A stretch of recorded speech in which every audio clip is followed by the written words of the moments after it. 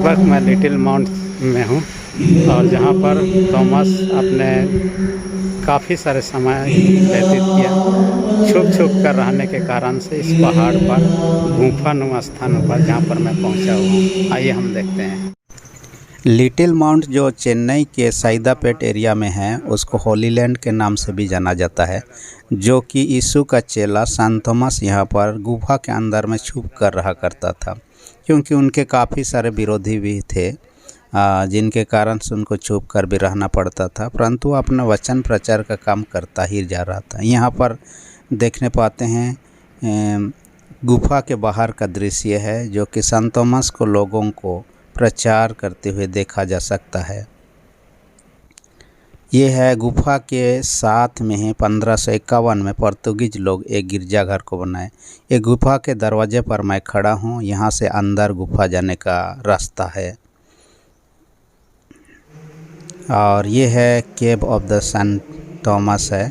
इसके अंदर में झुककर घुसना पड़ता है। अंदर में अंधकार होने के कारण से लाइट लगाया गया है, परंतु लाइट इस प्रकार का है कि भयानक दिखता है, लाल कलर का आप देख सकते हैं। जैसे कि यहाँ पर कुछ और टूरिस्ट लोग भी मेरे साथ में अंदर घुसे हुए हैं और हम लोग देखने का प्रयत्न कर रहे हैं। उस समय यहाँ पर सान थॉमस छुप कर रहा करता था और ख़ासकर प्रार्थना में ज़्यादातर समय व्यतीत करता था। और यहाँ पर एक गुफा के लिए खिड़की है, जहाँ से दूसरे कमरे में जाया जा सकता है। और यहाँ जो प्रार्थना करता था उस जगह को आप देख सकते हैं। ये पत्थर जो है जिस पे अपना उनका हाथों का चिन्ह सब दिखाई देता है, वो इसी जगह पर प्रार्थना में समय व्यतीत करता था। कहा जाता है उसी का चिन्ह है, सान थॉमस के द्वारा किया गया। यहाँ खड़े होने के लिए भी ज़्यादा ऊंचाई नहीं है, साइड साइड में पूरा गुफा है, पत्थर चट्टान है और एक ही एंट्रेंस है। हालांकि दूसरे रूम में जाने के लिए एक छोटा सा खिड़की है, जिनके माध्यम से हो सकता है खतरा आने पर जाने के लिए वो रहा हो। ये इतना हाइट पर है, जो कि मेन बीच जगह में मैं जहाँ खड़ा हूँ इस घड़ी। और ये वो पत्थर है जहाँ मैं छू रहा हूँ। सान थॉमस के द्वारा से ये पत्थर छू छू के इस प्रकार का दिखाई देते हुए हम देखने पाते हैं। इन गुफा के ऊपर हिस्सा में जाने से दूसरे गुफा के लिए रास्ता है, जहाँ से ऊपरी मंजिल तरफ जाया जा सकता है। और जाने के बाद ही एक दरवाज़ा है और यहाँ पर टूरिस्ट लोगों को अलाउ है आने के लिए, देखने के लिए, ताकि उनको देखने के बाद में उनका विश्वास भी बढ़े। ये दूसरे कमरे है जो कि गुफा का, और इस एरिया में भी सान थॉमस रहा करता था। ये वो गुफा है जिस स्थान पर सान थॉमस रहा करता था, और आप देख सकते हैं किस प्रकार का है।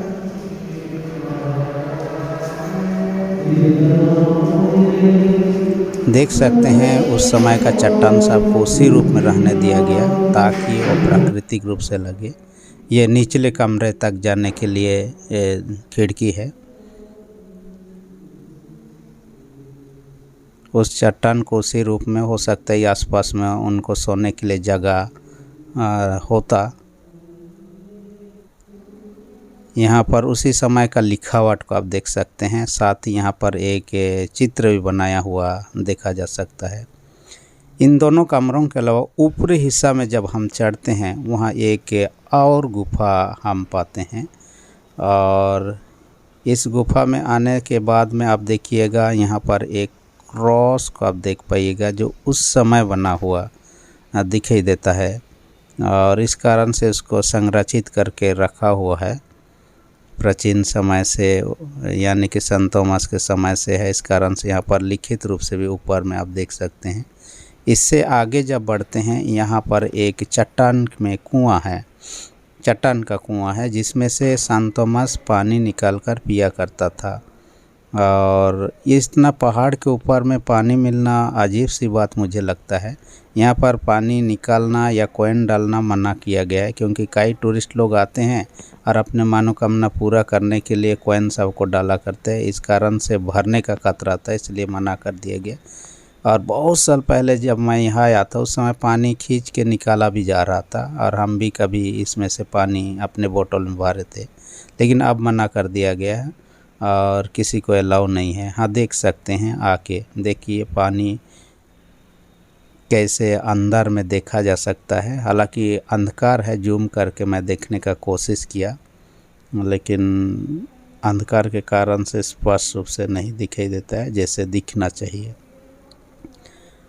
इस गुफा से जैसे ही बाहर निकलेंगे उसका दृश्य इस प्रकार का है, और यहाँ पर काफ़ी सारी चीज़ बनावट है।